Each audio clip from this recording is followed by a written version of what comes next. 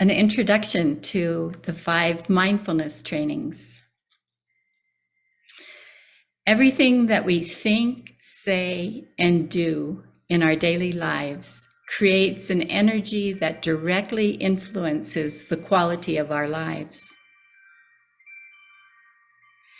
The energy we generate here will be the energy which continues after we die, influencing the new forms we take following the release from this life.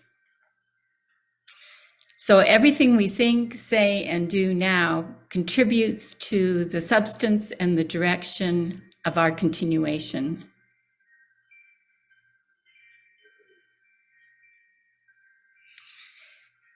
And I have to say, oddly enough, that the thoughts that we have absorbed from our collective conditioning, which generate and maintain projections and animosity, are actually often easier to access than the thoughts and the actions and the words that create peace and help us to see ourselves and others, people, and to be as loving as we want to be loved. And so we have to exert effort and continuously choose to respond to life with loving kindness, with compassion, joy, and equanimity. And we have to frequently make course corrections along the way. And so this is, we can ask for forgiveness, we can say we're sorry, whatever we need to do when we have slipped. And yet we do have the potential to create peace and to live in celebration. And so the 5 mindfulness trainings are a distillation of the 4 Noble Truths and the Eightfold Path.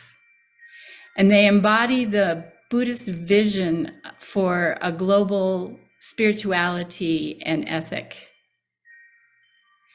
The trainings are based on the reality of our interbeing. And thus they guide us to understand that our so-called individual identity is actually tied to all other identities.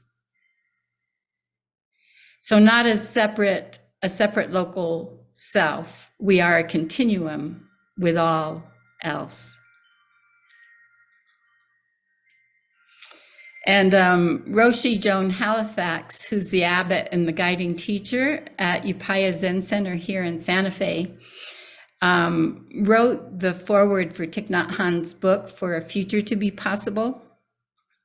And I really appreciated some of the things that she said in there. I'm going to share some of them.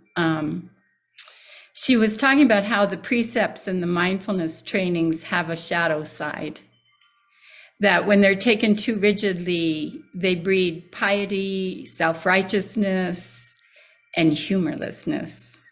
So if we get too serious, somebody should give note that we come back to some levity here. Anyway, over the years of being abbot, she has seen the mindfulness trainings used as a weapon for humiliating and punishing Sangha members instead of being a tool for understanding. And she has witnessed how the person who weaponizes the mindfulness trainings and the people who get targeted both suffer. So she points out that striving to be unrealistic and grasping for an exaggerated perfection is a madness that produces inauthenticity and pretentiousness. And the fact is that we all break the precepts regularly. And if we're able to acknowledge this, then there's the possibility that we can cultivate compassion for our very human selves and for each other. And so we are called to be honest about the struggle most of us face daily in living a wholesome life. Roshi Jones says, this is why we practice. She says, enlightenment is an accident, and practice makes one accident prone.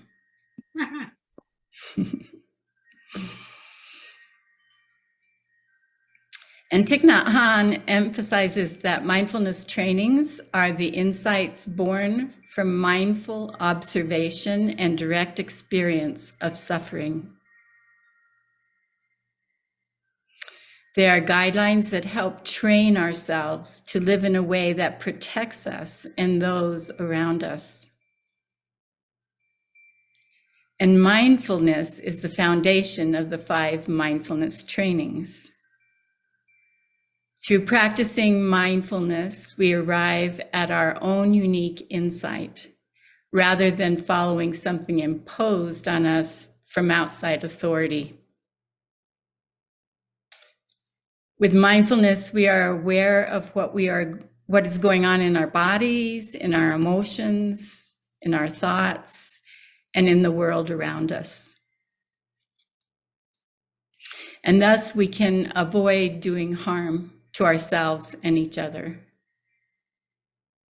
We can become conscious of when we are carrying harmful thoughts and when we begin to speak or act in ways which will generate harm or suffering for other people. And we can change our direction and make the apologies that we may need to make. So thus mindfulness ensures a safe and happy present and a safe and happy future. And the mindfulness trainings are not truth, but Thich Nhat Hanh says they are the kindest alternative, a better place to take refuge than the habituated thoughts, which keep us living in separation, in suffering, and on the surface of life. And I was really sparked by Thich Nhat Hanh saying that the trainings are like a guiding star, that we can go far in a desired direction by following the North Star, for example, but we never arrive at the North Star. And the mindfulness trainings can be our guiding star, but they're not the finish line.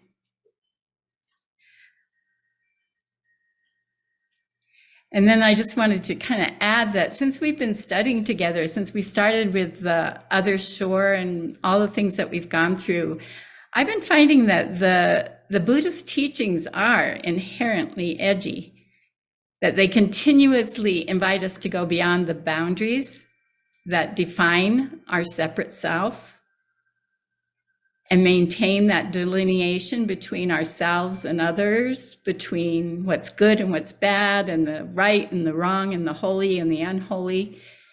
And I find that the Dharma perpetually sets sail in the direction of these deeper waters than we can fathom, asking us to leave behind those life jackets of rationality that we cling to for safety, in order to discover unifying ways of navigating this duality that we live in.